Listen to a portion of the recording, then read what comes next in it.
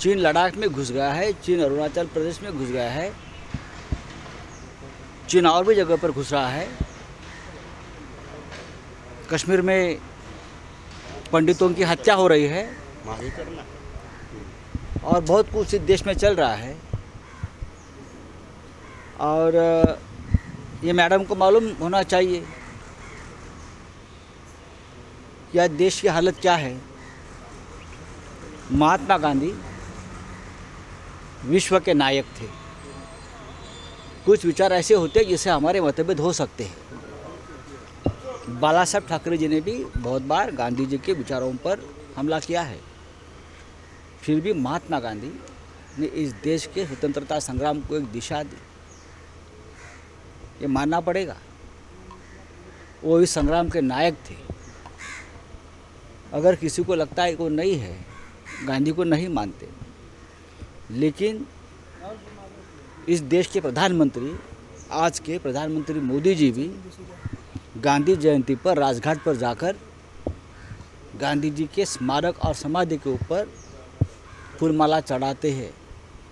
तो क्या इस मैडम को मालूम होना चाहिए, पूरा देश और पूरा विश्व आज भी गांधी विचारों से प्रभावित है और रहेगा। सर, एक आखिरी सवाल कि जिस तरह से सामना संपादकीय में कहा गया है, उस पर बीजेपी ने आरोप लगाया है कि शिवसेना सत्ता के लिए सब हिंदुओं को दोषी ठहरा रही है दंगे के।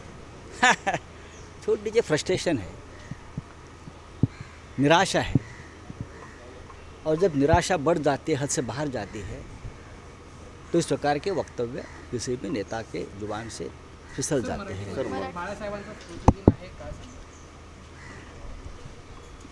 हिंदू हृदय सम्राट शिवसेना प्रमुख बाळासाहेब ठाकरे यांचा स्मृती दोषी ठहरा रही है दंगे के। छोड़ दीजिए, फ्रस्ट्रेशन है, निराशा है। और जब निराशा बढ़ जाती है, हद से बाहर जाती है, तो इस प्रकार के वक्तव्य किसी भी नेता के जुबान से फिसल जाते हैं।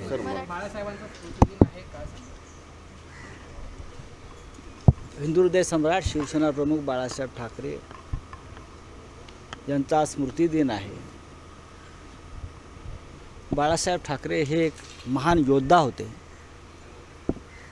मराठी माणसासाठी, देशातल्या तमाम हिंदूंसाठी ते एक लढवय्ये महानायक होते।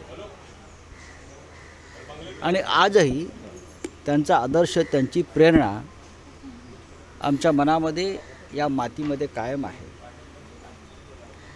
त्यांच्या स्मृती अखंड आमच्या मनामध्ये असतात, एक दिवसासाठी नसतात। आणि असं एकही दिवस जात नाही आमच्यासारख्यांना की त्यांचं स्मरण होत नाही। आज संपूर्ण देश त्यांना अभिवादन करतो आहे। बाळासाहेब ठाकरे आज असते आपल्यामध्ये तर अनेक गोष्टींना ब्रेक लागला असता। आता ते काय ते मी आता सांगत नाही, पण बाळासाहेब ठाकरेंनी या महाराष्ट्राला, या देशाला एक राष्ट्रभक्तीचं, हिंदू विचारांचं एक तेज प्राप्त करून दिलं। हिंदू मार नहीं खाएगा, हिंदू यापुढे मार खाणार नाही, हे बळ या देशाला देण्याचं काम बाळासाहेबांनी केलं। आणि हिंदू पळपुटा नाही हे सुद्धा त्यांनी दाखवून दिलं। आणि अर्थात महाराष्ट्रामध्ये, या मुंबईमध्ये मराठी माणूस स्वाभिमानानं, ताठ मानेनं जगेल यासाठी त्यांनी अखंड संघर्ष केला। आणि मराठी माणसाच्या मनगटामध्ये एक चेतना जागवली की लढत राहा, ही मुंबई आणि हा महाराष्ट्र तुझा आहे। तर पुन्हा एक वादग्रस्त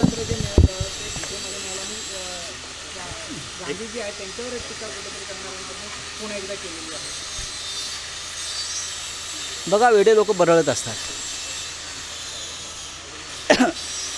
हे का बरळतात, ते कोणत्या नशेमध्ये असतात, त्यांना हे नशेचा पुरवठा कोण करतं, या संदर्भात हे जे आपलं NCB आहे त्यांनी तपास करावा अशी माझी मागणी आहे। सर, एक शेवटचा प्रश्न, महाराष्ट्रात कायद्याचं नाही तर म्हणजे भ्रष्टाचाराचं राज्य सुरू आहे असं देवेंद्र फडणवीस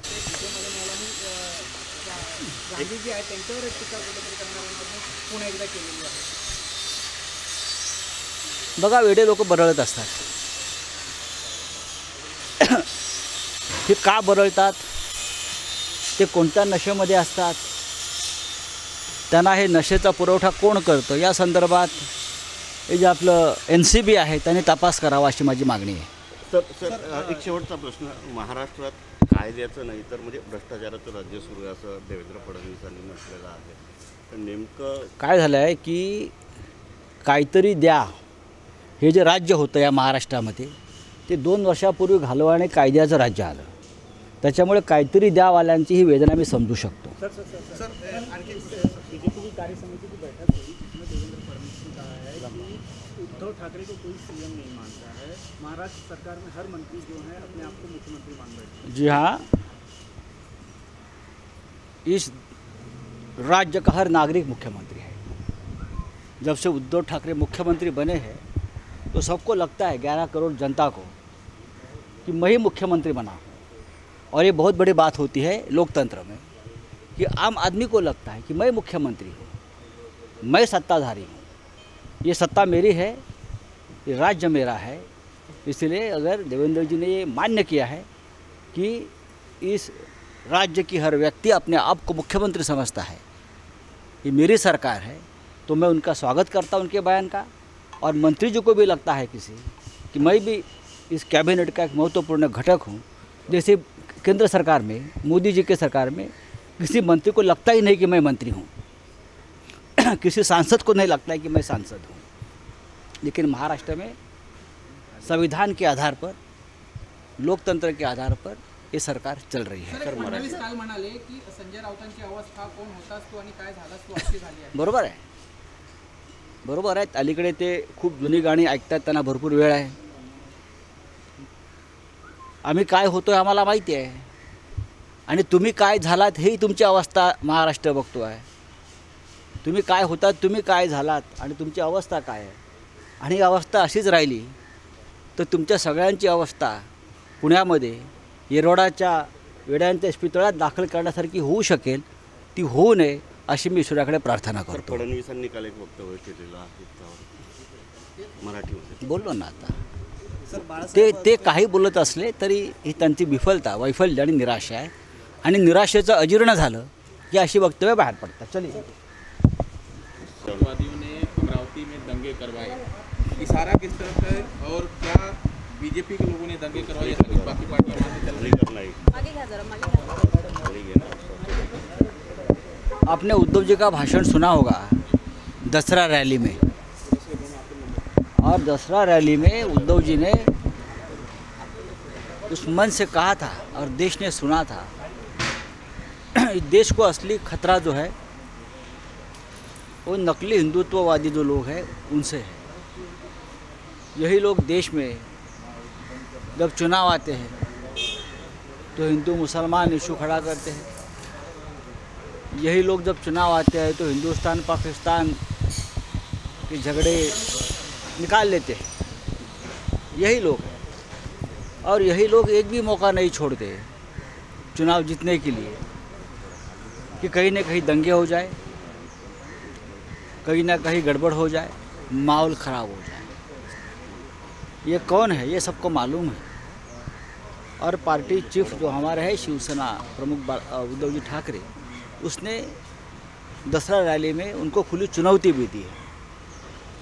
हाँ सर मराठी. सर एक जानकारी और चाहेंगे कि कंगना रनावत ने एक और स्टेटमेंट किया है जिसमें उन्होंने कहा है कि महात्मा गांधी जो ये मानते थे कि अगर आपको एक गाल पे थप्पड़ मारे दूसरा भी आगे कर दो, ऐसा आदमी स्वतंत्रता के कैसे लड़ सकता है. उन्होंने स्वतंत्रता भीख में मांगी थी. अभी हमने देखा है कभी भी जो है अभी हमने देखा है कि चीन ने हमारे गाल पर थप्पड़ मारा है, अंदर घुस गए.